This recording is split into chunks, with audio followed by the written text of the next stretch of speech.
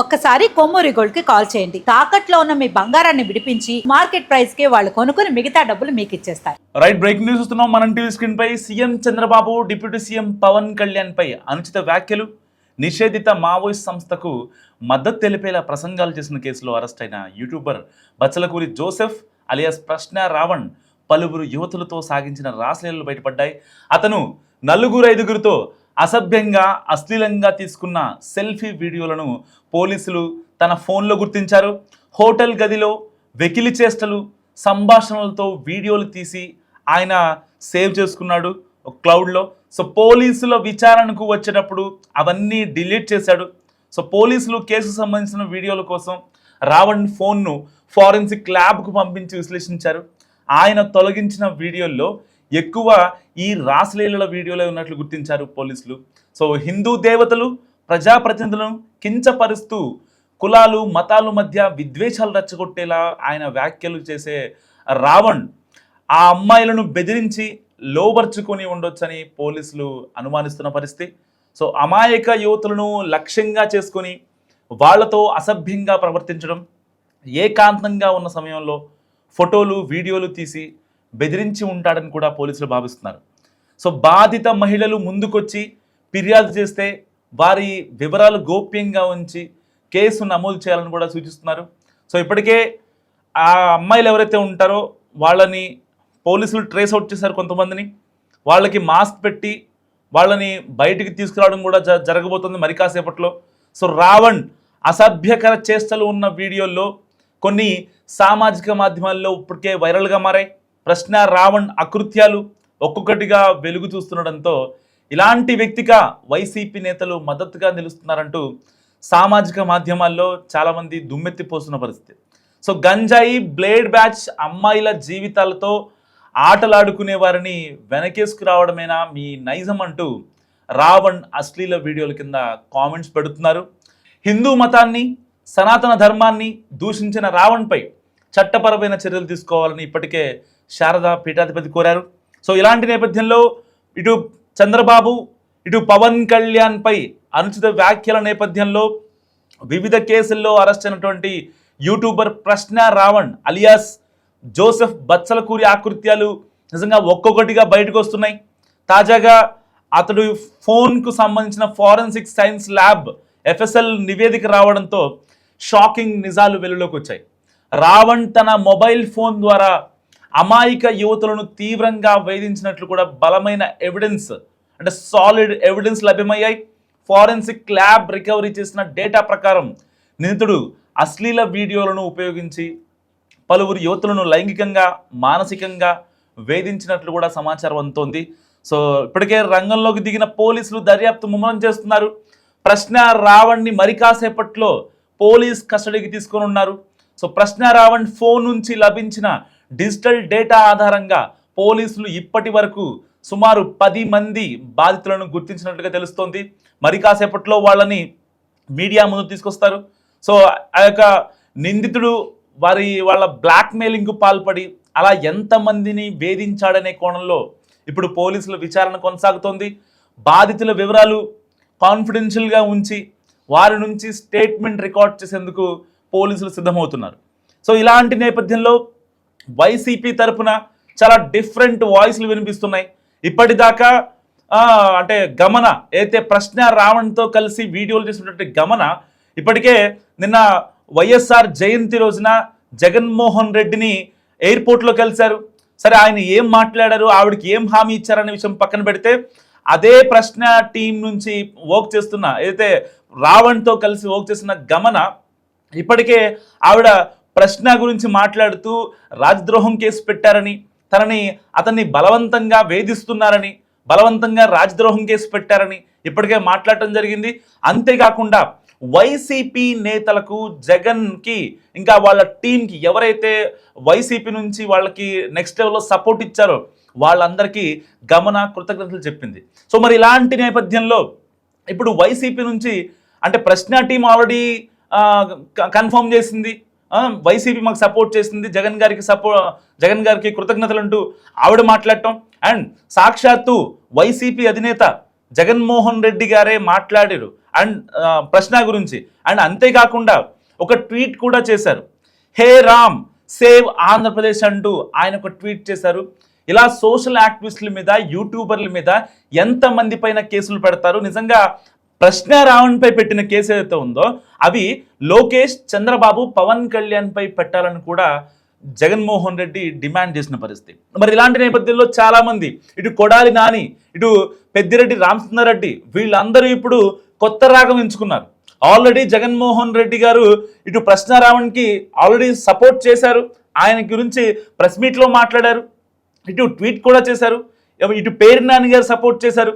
నిజంగా వీళ్ళందరూ సపోర్ట్ చేసిన తర్వాత ఇప్పుడు మళ్ళీ రంగంలోకి దిగిన పెద్దిరెడ్డి రామచంద్రారెడ్డి, ఇటు మాజీ ఎమ్మెల్యే, గుడివాడ మాజీ ఎమ్మెల్యే కొడాలి నాని, వీళ్ళిద్దరూ కూడా మాట్లాడిన మాటలు ఏంటంటే, లేదు అసలు మాకు సంబంధం లేదు, అతను టీడీపీ వ్యక్తి, జోసెఫ్ బచ్చలకూరి కమ్మ కమ్యూనిటీకి చెందిన వ్యక్తి కాబట్టి టీడీపీని, సో అతనికి మాకు ఎలాంటి సంబంధం లేదని మాట్లాడుతున్నారు. మరి నిజంగా అంటే ఎక్కడ లోపం ఉంది, ఎవరు వైసీపీలో ఎవరికి ఇచ్చిన స్క్రిప్ట్లో లోపం ఉందో అర్థం కానటువంటి సిచ్యువేషన్.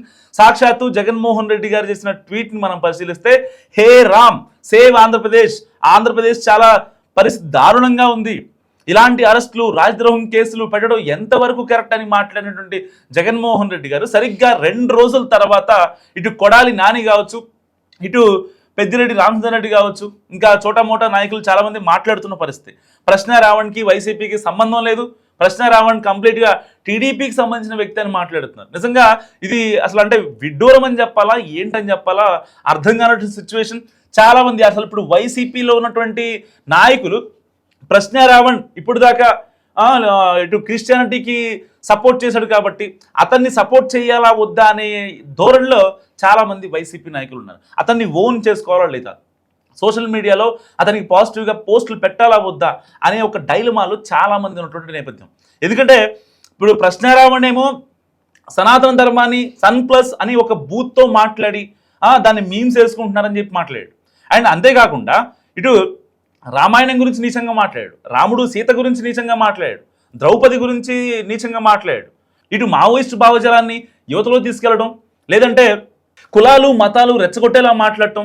సో ఇవన్నీ జరిగిన తర్వాత సో ఇలా మాట్లాడటం కరెక్ట్ కాదు అనే భావం చాలామంది ఏర్పడింది. నిజంగా డే 1 మాట్లాడుకుంటే రావణ్ అరెస్ట్ అయిన డే 1 రోజున నిజంగా రావణ్ని అసలు అనవసరంగా అరెస్ట్ చేశారనే భావన చాలామందిలో కలిగింది వాస్తవానికి.